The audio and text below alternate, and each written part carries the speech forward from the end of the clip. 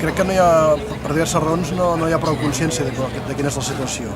La situació va degenerant per diverses raons, per la mercantilització de la universitat, perquè la ideologia de política lingüística no és prou clara, perquè es parla, sí que la llengua catalana és oficial, però després es deixa la llibertat de cada professor que faci el que vulgui, i de fet això no és una política lingüística seriosa.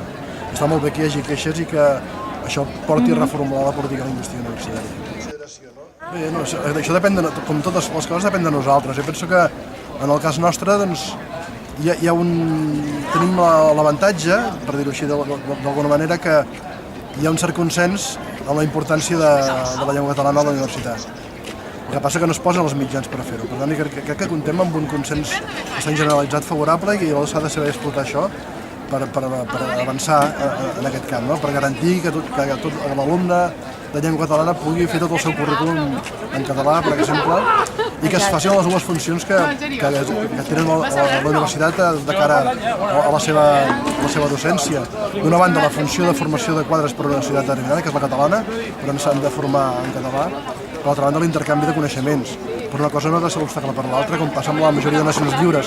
També depèn del context polític general, però bueno, ja també mirarem que canviï això.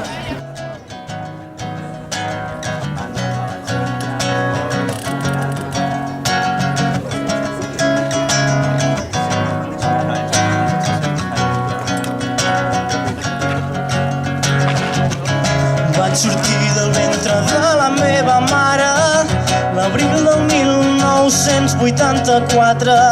3 anys abans l'exèrcit apuntava la transitiva involució de les paraules. També sóc fill d'una generació covarda, d'antifeixistes que deixaven de ser-ho en democràcia, que amb ulls de cec i sense tenir tacte no van voler veure que és el feixisme l'únic que porta màscara. I aquesta cançó és el nostre dret a dir que no, mai no vendrem la llibertat. I aquesta cançó és el nostre dret a dir que no, el nostre dia arribarà.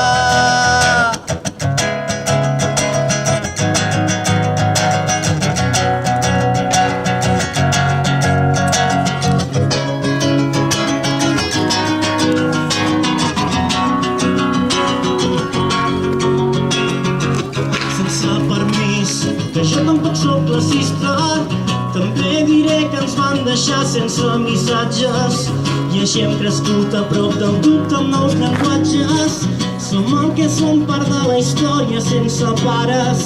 Mai no hem votat les estructures que ens aguanten i els dies són el